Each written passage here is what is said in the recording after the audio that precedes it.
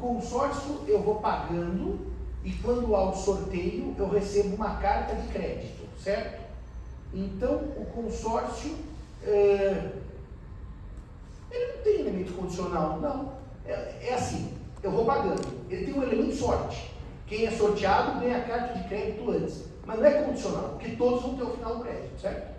Até o último, que não vai ser sorteio, que sobrou só ele recebe a carta de crédito. Não, isso não é condição. Posso prosseguir com a condição? A segunda classificação das condições, a primeira você não trabalha aí, quanto aos efeitos. Eu trabalhei a suspensiva e a resolutiva, certo? A segunda classificação das condições é quanto à licitude. Quanto à licitude. Então a primeira classificação é quanto aos efeitos, suspensiva e resolutiva. A segunda classificação é quanto à licitude. Você já fez uma pausa na aula? Quanto à licitude. E aí nós temos o artigo 122 do Código Civil, que vai falar das condições ilícitas. Quem vai fazer a leitura para mim do 122 do Código Civil sobre a ilicitude das condições?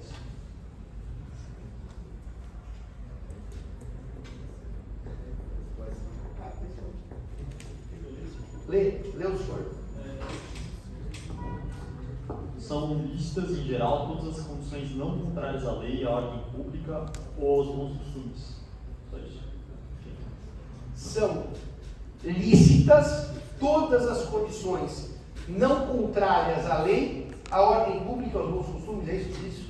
E as que privem de todo o negócio jurídico, de todos os efeitos? Onde é que está escrito isso? Entre as condições devidas, que privem de todo o efeito tá jurídico. Eu falei, nossa, será que mudaram o código entre ontem e hoje? Eu esqueci de ler. Vai, lê outra parte. Você acha umas condições perplexas, lê outra parte. Entre as condições de defesa se incluem as que privarem de todo o efeito negócio jurídico ou sujeitarem ao puro arbítrio de uma das partes. Então, quando se fala em condição lícita, o código diz tudo que não for ilícito. Eu vou explicar o ilícito. Portanto, vocês, na verdade, vão definir o ilícito e o que não tiver no rol de ilicitude está valendo. É isso que diz o código, tá? O que não tiver no rol de ilicitude está valendo. Então, quais são as condições ilícitas? As que contraem a lei, a ordem pública e os bons costumes. A lei, a ordem pública e os bons costumes.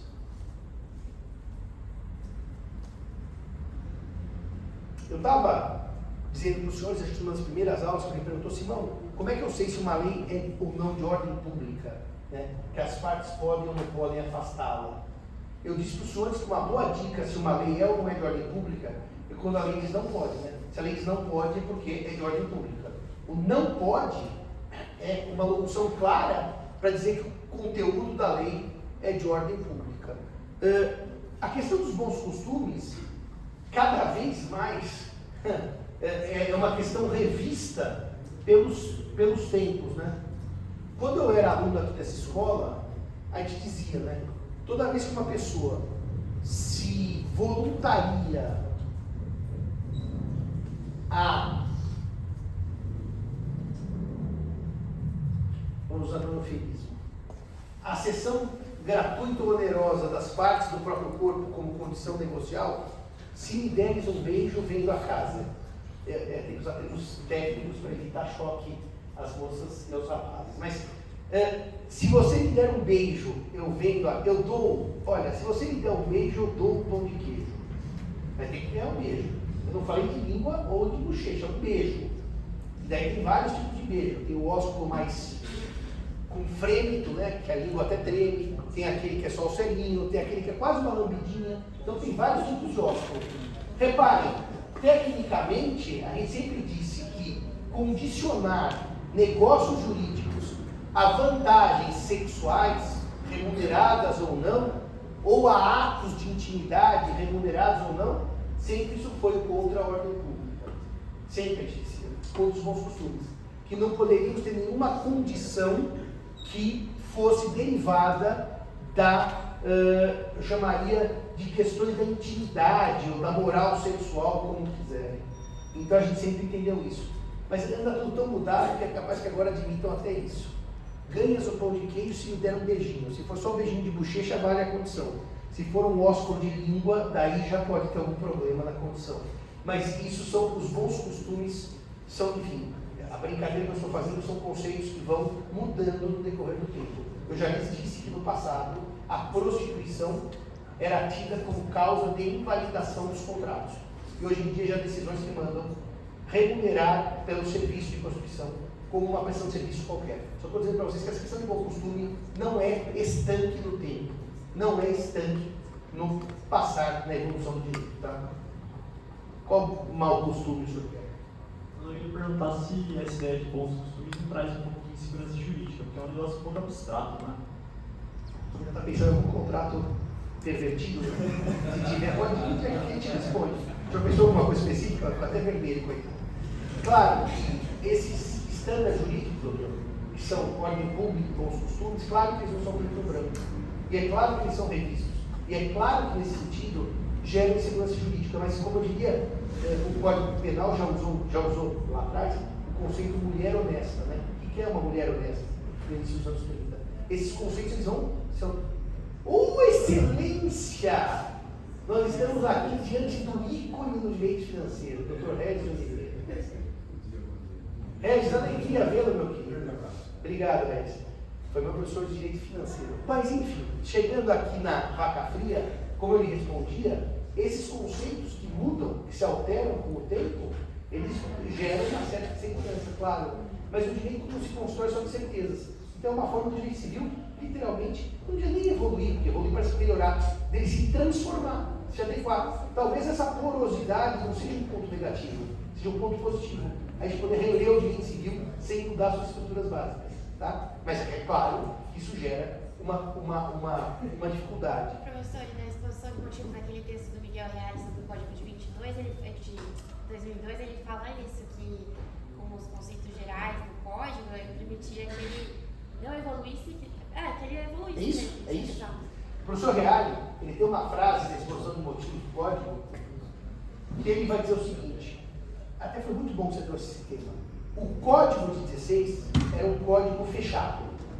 Fechado. O juiz é a boca da lei. Esses modelos fechados são modelos mais seguros. Só que tem um problema. Eles envelhecem e não conseguem se recriar dentro da própria lei. Jogar lá fora e pegar uma nova. Os modelos abertos são mais inseguros, mas eles se recriam dentro da própria lei. Então, quando o código adota um conceito, se o código diz assim, claro que não existe isso nunca. Se a condição for dar um beijo na boca, a condição é nula, mas um beijinho na bochecha, a condição é válida, o senhor hoje, beijo na boca é coisa do passado. Então, você precisa trocar o Código Civil para falar beijo na boca está autorizado. Hoje, com bons costumes, o senhor adapta a expressão. Por isso que o senhor Miguel Reale defendia que um código aberto, com cláusulas gerais, ele é mais poroso aos momentos, ele não precisa de substituição. Um código fechado precisa trocar toda hora. Outro dia eu vi ainda, lá no O Resto da História, Portugal teve 6 constituições. A França já teve 13 constituições. E o debate é exatamente porosidade da lei. Foi por ocasião agora da independência dos 200 anos, as razões que levaram o Brasil a ser independente. Muito interessante.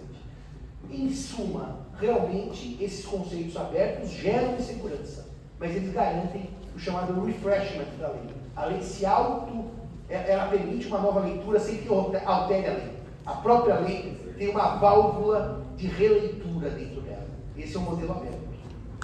Bom, agora, o segundo tipo de condição ilícita é aquela condição que priva o negócio jurídico dos seus efeitos, que retira do negócio jurídico os seus efeitos. Essa condição ela é chamada de perplexa. Perplexa por quê? Porque o negócio jurídico fica sem efeitos. Eu dou para você a casa se você não aceitá-la. Bom, para que eu vou doar algo para alguém, alguma coisa, sob a condição de você não aceitar. Então a doação está privada dos seus efeitos. Eu dou para você a casa, desde que a casa continue a ser minha. Bom, eu não posso doar para alguém a casa sob condição de que a cláusula continue sendo a pessoa que doa. As condições perplexas são muito raras na prática, porque elas tornam o negócio literalmente idiota. Elas tornam o negócio sem nenhum efeito. Mas o segundo tipo de condição que o colega leu aí, essa sim, é mais comum na prática do que imaginam, e as pessoas desconhecem o direito civil e põem isso nos contratos. Qual é a segunda parte do artigo? Que diz a disciplina do negócio jurídico de qualquer efeito ou as que? Subordine Ao puro arbítrio de uma das partes. Ao puro arbítrio de uma das partes. Essa condição se chama condição puramente potestativa. Tome nota disso, por favor. Esse é um dos temas mais interessantes do direito civil no plano de eficácia. As condições puramente potestativas. Elas sujeitam o negócio jurídico ao arbítrio de uma das partes. Ao arbítrio de uma das partes. Agora eu quero ir bem devagar, porque isso aqui dá confusão se eu não explicar devagar para vocês. Eu pergunto: quer comprar? A colega tem total liberdade de dizer não quero. Isso está exatamente na liberdade da autonomia privada, certo? Eu pergunto para o doutor: quer comprar? Ele diz: quero comprar. Então ali não formou um contrato porque ela não quis comprar. Aqui vai formar um contrato porque ele quer comprar. Então vamos negociar agora as condições contratuais do estilo leigo de condições. Quanto que o senhor paga por essa folha? Ele fala: R$1. Eu aceitei o preço. Formou o contrato. O objeto é a folha, o preço é R$1, a compra e venda está formada. Acabou o assunto. Quando eu digo que o negócio não pode ter os efeitos sujeitos ao arbítrio de uma das partes, eu estou dizendo, você não é obrigado a contratar. Mas se você contratar e quiser contratar, você não pode deixar o negócio jurídico na mão de uma das partes. Então eu vou dar um exemplo do que seria uma condição puramente prestativa. Eu digo: o senhor quer comprar essa folha? A colega disse não. Autonomia privada de não contratar. Perfeito. O colega disse sim. Autonomia privada de contratar. Quanto é que o senhor paga pela folha? Ele fala: eu pago quanto você quiser. Formou-se um contrato cuja condição de preço é: ele paga o quanto eu, Simão, quiser determinar. Vocês repararam no arbítrio de uma das partes? Eu posso falar que essa folha vale 50 centavos ou vale 50 mil reais. Repara que é arbítrio de uma das partes. A outra parte deixa para uma a decisão sobre o negócio jurídico. As condições puramente potestativas, que são nulas, vocês vão ver daqui a pouco, é aquela assim: eu pago se eu quiser. Se eu quiser. Se me aprover, se eu assim desejar, isso torna nulo o negócio jurídico. A condição é puramente potestativa. E olha, mais de uma pessoa põe no contrato de compra e venda, principalmente de cotas ou ações, paga o preço que a outra parte quiser. O código nulifica esse tipo de conduta. Por quê? Porque ela deixa todos os efeitos do negócio jurídico na mão de uma das partes. Pago se eu quiser, pago se me aprouver, pago se eu desejar, pago se me der vontade. Esse C são condições puramente potestativas. Está bem claro que isso não pode ocorrer no sistema? Está bem claro que é uma condição puramente potestativa? Agora eu queria fazer uma pergunta para os senhores. Os senhores entenderam mesmo a primeira parte? Vamos para a segunda. E se eu disser assim: devo, não nego, pago quando puder. O quando puder é uma condição puramente potestativa? Não. Por que não é? Não. Mas por que esse combinado não é se eu quiser? Porque o poder pagar é objetivo. Eu tenho que ter dinheiro na conta bancária, certo? Quando eu disser assim: pago se eu quiser, condição puramente potestativa, nula. Pago quando eu puder, quando eu tiver dinheiro na conta. Então eu posso dever para o doutor R$500, ele puxa um extrato do banco Itaú, eu tenho 499, eu não posso pagar 500. Certo? Tenho 501, ele exige que eu posso pagar. O pago quando puder é ter dinheiro no banco. O pago quando quiser é o dia que me der na telha. Repara a diferença entre uma coisa e outra? O quando puder é a chamada condição meramente potestativa. Não é puramente, porque eu adverto, tá? É a condição meramente potestativa. E a condição meramente potestativa, ela é válida no sistema. Por quê? Por quê? Porque eu posso ter até um elemento de vontade, que é querer pagar, mas tem um elemento objetivo, que é ter dinheiro no banco. Então, reparem o seguinte. Se eu arranjar um emprego em Salvador, eu lhe empresto a minha casa de praia. Arranjar um emprego em Salvador tem um ato de vontade. Eu preciso procurar um emprego, preciso batalhar pelo emprego. Vai ser um dado objetivo, certo? Que é arranjar um emprego. Essa condição é meramente potestativa. Não é a minha vontade.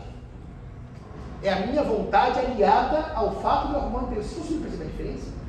Quando eu trago um elemento objetivo, que não é eu quero, eu desejo, aí ela é meramente potestativa.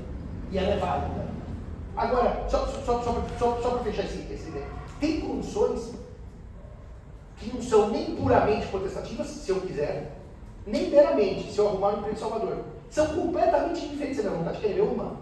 Se o Brasil ganhar a Copa do Mundo, eu lhe dou um carro de presente. Isso não tem nada a ver com a minha vontade. Não é nem meramente, nem puramente. É uma condição externa à vontade. Ganhar a Copa do Mundo é irrelevante ao meu desejo. Vocês percebem que nem todas as condições têm a ver com o meu desejo? Portanto, só para fechar, já dou a palavra para a senhora e para o senhor. Se eu tiver uma condição puramente potestativa, ela é ilícita, porque o código diz que eu não posso estipular se eu quiser, se me aprouver, se eu desejar. Condição puramente potestativa, ela é ilícita. Se eu tiver uma condição meramente potestativa, ela é lícita, porque tem a minha vontade, mas tem um elemento objetivo. Pago quando puder ter dinheiro no banco. Então não é só querer pagar. É o extrato bancário que vai dizer se eu posso ou não posso pagar. Existem condições que não entram nesse debate, que a vontade não passa. Se o Brasil for campeão, se a taxa de juros esse ano chegar a tanto, isso não tem nada a ver com a minha vontade. Essas são condições que não têm relação com a vontade das partes, não entram nesse debate. No fundo, lá no grupo da família, com essa questão de política, sempre tem os dois lados, e um primo e a minha irmã apostaram, eu fiquei fora porque eu não sou bobo nem nada, se tal pessoa ganhar, eu faço um churrasco. Só que quando puseram a carne do churrasco, o preço era tão caro que eu falei, melhor vocês não apostarem nisso, porque isso aí está um pouco fora das posses, mas apostaram. Bom, se tal candidato ganhar, é uma condição que não tem nada a ver com a minha vontade, não é nem meramente, nem puramente prestativa. É uma condição estranha à vontade das partes. E, portanto, lícita. Não entra nesse debate. Está bem claro isso? Então, doutora, primeiro a senhora, depois o colega do futuro.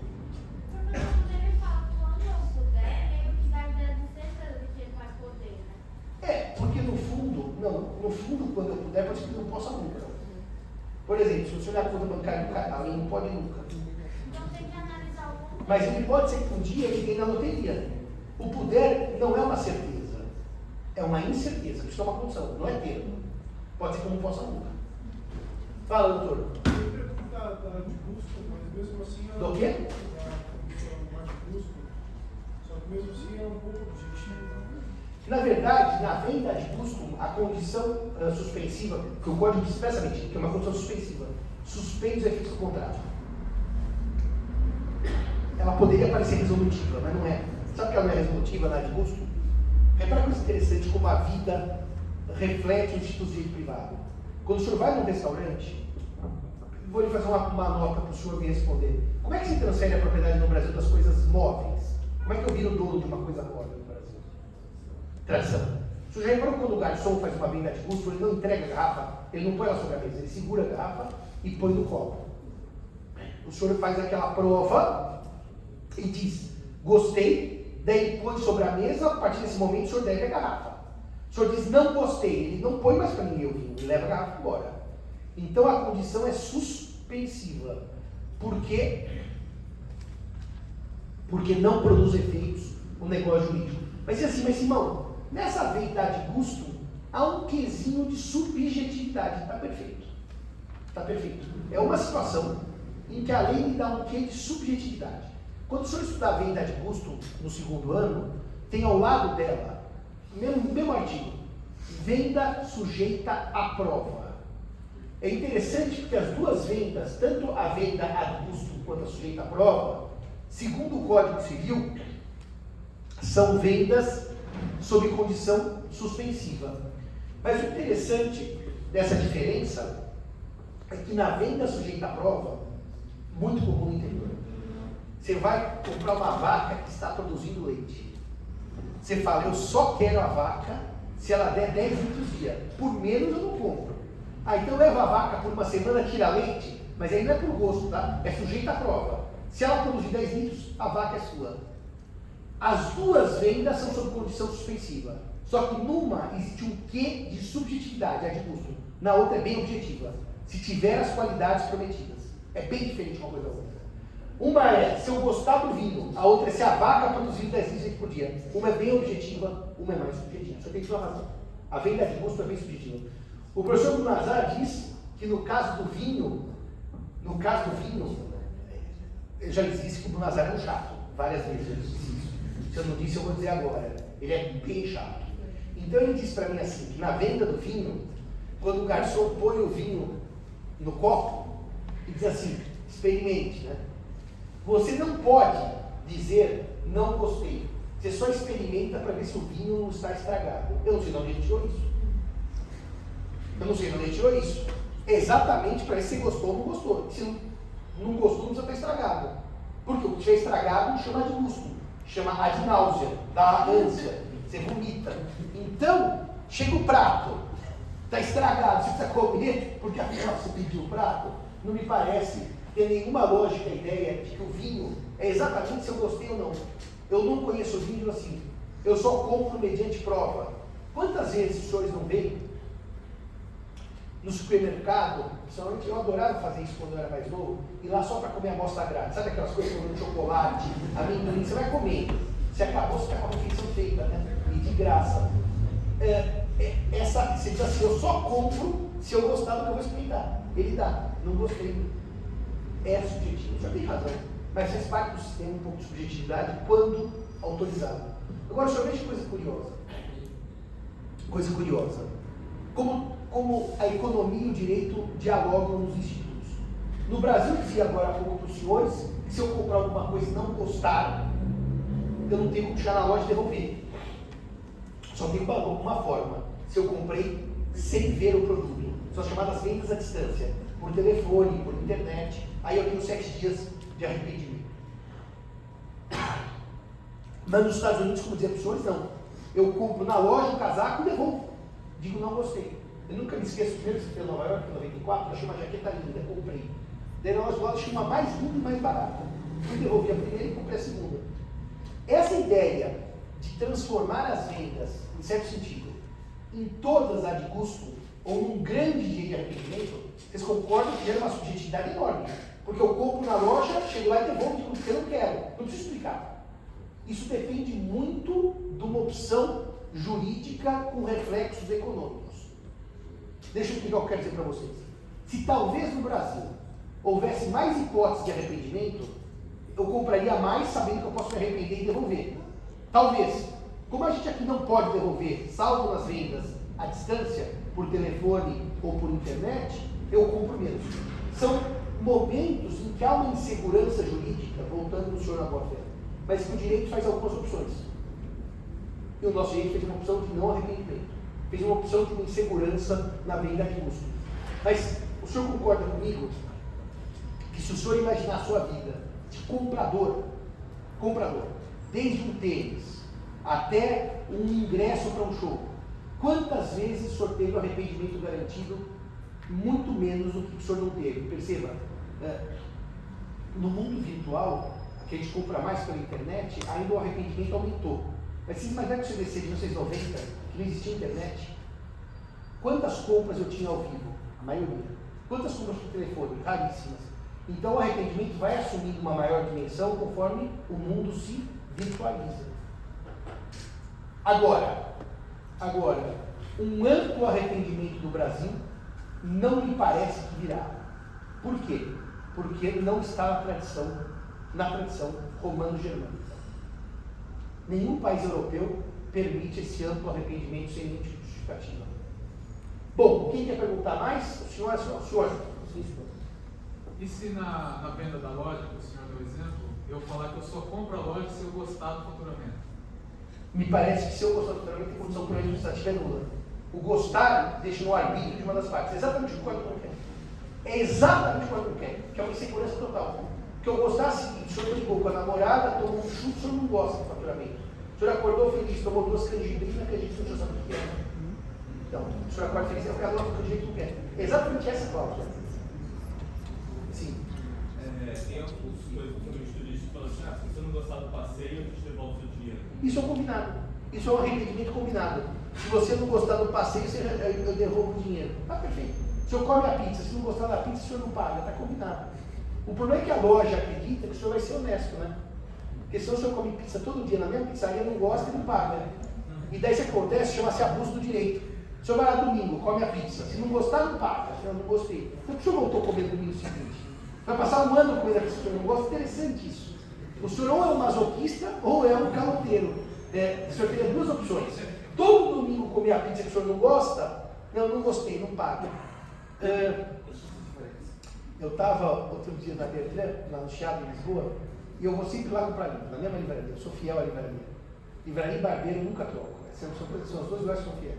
Daí a senhora falou assim: ô senhor doutor, o senhor conhece esse livro? Eu falei: não. Leva. Se o senhor não gostar, o senhor vem aqui que eu, mesmo a loja não permitindo, lhe devolvo o dinheiro. Falei: bom, a senhora foi tão entusiasta, eu levei o livro. O livro é espetacular. Daí eu voltei na outra semana, comprei outro do mesmo autor. Então, quer dizer, há um grau de contratualidade que não pode sofrer abuso. Porque o senhor fala assim: eu peguei agora uma viagem, e os 5 passeios opcionais diziam: se não gostar, eu devolvo o dinheiro. O senhor não gostou dos 5. Ou o senhor é um puta de um chato, ou o senhor é um caloteiro. Ou o senhor não deve sair de casa. Não, sabe que deixa eu explicar que eu não gostei dos passeios. Porque eu detesto o lugar que eu vim viajar, então eu detesto tudo nessa viagem. Mas o senhor veio e fez os passeios. É um pouco estranho isso. Mas enfim, pode haver combinado. Pode haver combinado. Se não gostar, não paga. Pode haver combinado. Agora, se isso fosse o comum, né, doutor? O senhor imagina. Vamos ver agora o nosso colega do Sergipe. Vou para lá, viu? Dá aula em desenho. Vai, estado socioafetivo. Vamos para essa lá, né? Não. Não? Tá bom. Eu vou para a Praia do Saco, que eu gosto mais. Ok. Eu vou também. Professor, no exemplo das pizzas, por exemplo, se você fosse comer uma pizza diferente todo domingo, por exemplo. Tá. Todo mundo quer burlar, né? Claro. Se o senhor fosse todo domingo comer uma pizza diferente, por exemplo, eu não gostei de nenhuma.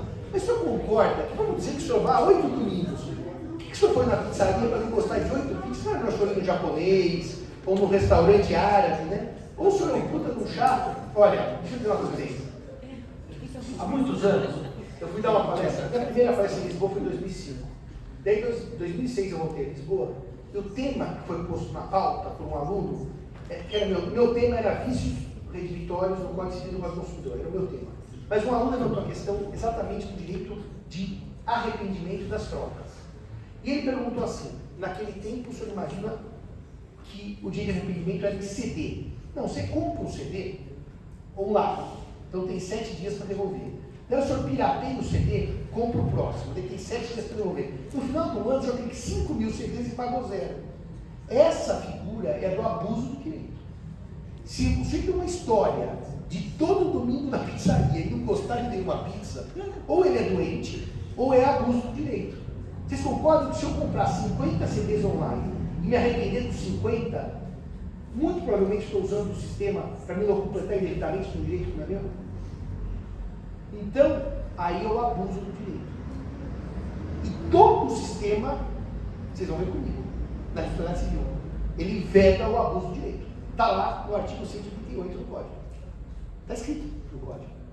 187 e 188. Os dois falam do abuso. Então, só para dizer o que para o senhor? que, em regra, o direito tolera as condutas contratadas, mas se virarem abusivas, há sanção. Obrigado. Muito bem.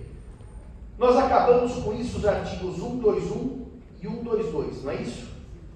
Agora, o 123, ele vai falar das condições ilícitas e dos seus efeitos. Vamos ver. Invalidam os negócios jurídicos que lhes são subordinados. 1. As condições físicas ou juridicamente impossíveis quando suspensivas. 2. As condições ilícitas ou de fazer coisa ilícita. Então vamos só devagar. Ele vai dizer de invalidar o negócio jurídico como um todo, tá? Sabe aquela ideia de que não sobra nada? Invalida o negócio, não é assim. A condição é nula e o negócio sobrevive. Aqui, no 1, 2, 3, some tudo. Some tudo quer dizer, combinou aquilo, não sobrevive, nem a condição nem o negócio. Então, vamos ler a primeira para fazer uma explicação sobre ela. Qual é a primeira condição que invalida o negócio como um todo? As condições físicas ou juridicamente impossíveis quando suspensivas. As condições física ou juridicamente impossíveis quando suspensivas. Só para explicar. Condições física ou juridicamente impossíveis quando resolutivas não invalidam o negócio como um todo. A condição é descartada e sobe o negócio jurídico. Eu vou tentar repetir isso com bastante devagar, porque isso é ultra relevante. A condição física ou juridicamente impossível, quando suspensiva, invalida o negócio como um todo. Sobe, não sobra nada. Mas se a condição física ou juridicamente impossível for resolutiva, some a condição, desaparece a condição e permanece o negócio jurídico. Então agora eu vou dar um exemplo para vocês. Dar-te-ei esta bela folha de papel se o senhor me trouxer na semana que vem um centauro. Condição fisicamente impossível. Já que o senhor centauro falando do Harry Potter, né, que ele tem que rever. Mas vamos seguir o tradicional. Se trouxer o centauro, ganha a folha. Sobe tudo, porque é condição suspensiva, tudo bem? Dou essa folha para o senhor. Se o senhor não me trouxer um centauro na semana que vem, o negócio é desfeito. Não, dou a folha, ponto. A condição que é resolutiva, fisicamente impossível, ela some e o negócio permanece. Posso perguntar para os senhores? Por que a condição de dar centauro, que é igual, no caso da suspensiva, invalida o negócio como um todo, e da resolutiva ela desaparece e o negócio sobrevive? É a mesma condição. Dar um centauro. Só que numa, a lei manda invalidar o negócio como um todo. E na outra, a lei fala, tira a condição e sobrevive o negócio. Ficou claro que na suspensiva some tudo. Na resolutiva só some a condição e fica o negócio. Alguém quer me dizer por que o código trata a mesma situação? Se você der um tiro no seu vizinho, eu lhe dou a minha casa. Suspensiva, nula. Nula todo o negócio jurídico. Você ganha a minha casa, ponto. Se em 30 dias você não matar o seu vizinho, o negócio é desfeito.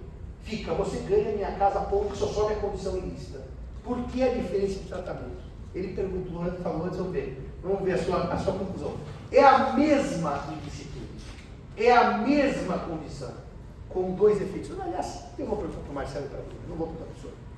Por que dois pesos e duas medidas? Eu dei meu palpite já. Você deu o seu palpite já? Então dá o seu palpite já.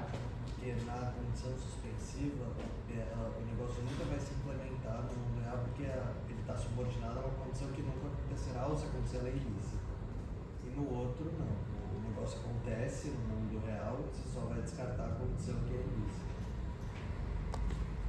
Estamos bem, mas vamos ouvir os meninos, depois eu concluo. O que o senhor acha? Qual é a sua opinião? Uma questão temporal. Na resolutiva você já tem por exemplo, na resolução você já teria A transferência do a imóvel. transferência do imóvel e você não precisaria fazer, porque seria impossível, não teria como. Então não teria como se resolver. No caso da suspensiva, simplesmente você não poderia fazer. Não ouviu mais aqui um colega? Se alguém mais quiser falar, vocês falam. Eu acho que a ideia do legislador é basicamente que você some com a condição. Assim, você torna ela invisível. E aí, no caso da suspensiva, o negócio continuaria existindo. No caso... Não, da resolutiva continuar existindo. Da suspensiva ele sobe como um todo. Isso, essa é a ideia. Vocês estão difíceis aqui. Vou dar a palavra para ele vocês dois. Eu acho que é porque a condição resolutiva ela subordina a ineficácia. Se ela for impossível, só a ineficácia se torna nula, não a eficácia que já foi implementada. Vocês estão muito perto. Fala, senhor. Deixa eu pensar aqui no princípio da conservação do negócio de... É isso. Senhor. É, senhor.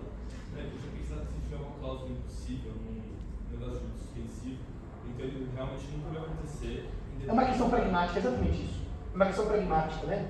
Se eu digo, com a condição suspensiva, o negócio é nulo como um todo, como ele não começou a produzir efeito, é irrelevante ele subir no jurídico.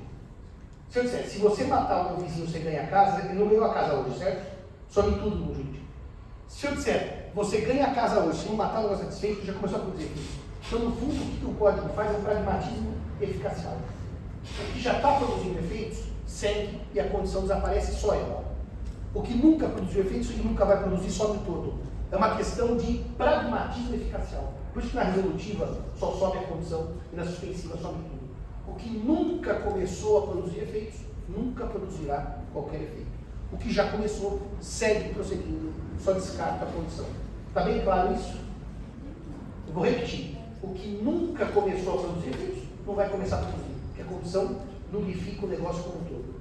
O que já começou, segue sem a condição. No fundo, é uma ideia de conservação do negócio jurídico e prática, porque na resolutiva ele já está produzindo efeitos. É difícil voltar atrás para o que já começou. Essa é a ideia. E qual é a segunda condição que também é ilícita? O senhor leu quando for físico ou jurídico impossível, desde que suspensivo, é o que eu expliquei agora. E qual é a outra também que é ilícita? As condições ilícitas ou de fazer coisa ilícita. As condições ilícitas ou de fazer coisas ilícitas. No fundo, me parece que aqui, o Código Civil de 2002, ele não foi tão técnico, porque ele criou um artigo e talvez no de 16 não tivesse o artigo de cima, tinha um negócio assim. Porque o de fazer ilícito é ilícito mesmo sendo o fazer. Podia ser o dar ilícito, né? Eu digo assim, eu te dou a minha casa se você der ao colega 100 quilos de cocaína. O dar ilícito ou fazer ilícito, eles têm a ilicitude em si. Mas aqui, se o fazer for ilícito, diz o código que invalida o negócio como um todo. Não sobrevive nada. Mas ele diz, se a condição for ilícita ou de fazer ilícito, o dar ilícito me parece que se enquadra da mesma maneira aí. Se eu disser, lhe dou a casa se você matar o vizinho, ou lhe dou a casa se você me der 100 quilos de cocaína, o efeito é o mesmo. Sobe o negócio como um todo. Pela ilicitude. Eu não consigo distinguir a diferença entre o fazer ilícito e o dar ilícito. Lê pela última vez 1, 2, 3 inteirinho, para a gente concluir isso daqui. Invalidam os negócios jurídicos que lhes são subordinados. 1. As condições físico-juridicamente impossíveis quando suspensivas. 2. As condições ilícitas ou de fazer coisa ilícita. E 3. As condições incompreensíveis ou contraditórias. As incompreensíveis ou contraditórias, como elas são inexequíveis na prática, elas nulificam, invalidam o negócio jurídico como um todo. Por isso que eu digo, se ela fala em condições ilícitas ou de fazer ilícito, parece que o fazer ilícito é ilícito, é um desdobramento da ilicitude. Tá? E, portanto, essas três nulificam o negócio jurídico como um todo. E com isso, nós acabamos as condições 1, 2, 4, vai falar o quê? Da conservação? Dos atos de conservação? Não. Ele fala. Tem inexistência as condições impossíveis. Vamos ver o último artigo sobre a classificação da licitude ou da ilicitude. É 1, 2, 4, não é isso? Então lê para mim, para a gente concluir a aula. Tem-se por inexistências condições impossíveis quando resolutivas e as de não fazer coisa impossível. Tem-se por inexistentes as condições, certo? Não é o negócio como um todo. As condições. Se as condições têm-se por inexistentes, nós concluímos que o negócio prossegue sem elas, certo? Vou repetir. 1, 2, 4 não tem uma invalidade do negócio. tem um problema da condição e o negócio prossegue sem ela. Olha a conservação, doutor. Some a condição e prossegue o negócio. O artigo 123 some o negócio como um todo. O artigo 124 some a condição e prossegue o negócio. Ficou clara essa distinção? Por isso que eles estão em artigos diferentes. Vou repetir isso. No artigo 123 há uma contaminação do negócio como um todo, tudo bem? No artigo 124 some a condição e fica o negócio. Então, vamos ler de novo? Tem-se por inexistentes as condições? Impossíveis quando resolutivas e a de não fazer coisa impossível. E daí, impossível quando resolutiva, aí a condição tem-se por não escrita e prossegue o negócio jurídico. Novamente, vocês percebam que na resolutiva, se eu tiver uma condição impossível, some a condição e fica o negócio. Repara que é o mesmo preceito anterior, que é a ideia de que se eu já comecei a produzir efeitos, eu vou conservar o negócio só extirpando a condição. Por isso que é sempre na resolutiva. O código tem uma lógica nos positivos. Na resolutiva, ele protege o negócio e tira a condição. Porque o negócio já começou a produzir efeitos. É uma lógica de conservação pragmática. Perceberam como o sistema fecha? Na suspensiva ele é mais duro. Ele faz subir o negócio inteiro. Na resolutiva ele mantém o negócio sem a condição. Fala, quem quer perguntar aí de trás? O senhor, pode perguntar, doutor. Então, professor, eu fiquei um pouco de dúvida na diferença entre ilicitude e impossibilidade jurídica. Na ilicitude ou na impossibilidade, o código trata. Deixa eu ver aqui o dispositivo para ler para esse código com calma. Porque a impossibilidade ela pode ser física ou jurídica, tá? Aqui ele fala no 123 que invalidam os negócios jurídicos as condições física ou juridicamente impossíveis ou as condições ilícitas. A ilicitude pode ser possível, mas ilícito. Existem coisas impossíveis. Vamos começar pelo começo. Dar droga ou matar alguém é uma possibilidade física, só que é uma ilicitude jurídica. Agora, coisas que são fisicamente impossíveis. Os exemplos da doutrina eram: se eu apostar com o senhor vai chegar daqui até a Lua em 15 minutos. É fisicamente impossível. Coisas juridicamente impossíveis. Se eu falar, se o senhor adotar o seu colega, que a adoção exige 16 anos no mínimo de diferença, o senhor não vai conseguir adotá-lo. Isso é juridicamente impossível. Não é ilícito. O problema é a impossibilidade. O ilícito é quando a lei diz não pode. E o ilícito tem uma carga moral que muitas vezes está relacionado ao direito penal ou aos bons costumes. O impossível fisicamente é o senhor chegar daqui à Lua em 15 minutos. Não tem nada de moral, não tem nada de ilícito. É um problema só físico, de realização da prestação. Portanto, o ilícito tem sempre um campo, eventualmente de direito penal e eventualmente de bons costumes. Tá? E o físico é uma irrealizabilidade. Não tem a ver com mais nada. Dar cocaína é fisicamente possível. Chegar na Lua em 15 minutos é fisicamente impossível. Portanto, dar cocaína, o problema é de ilicitude. Chegar na Lua em 15 minutos é de irrealizabilidade. Fechamos isso? Então, senhores, pode parar a gravação, Pedro? O que exatamente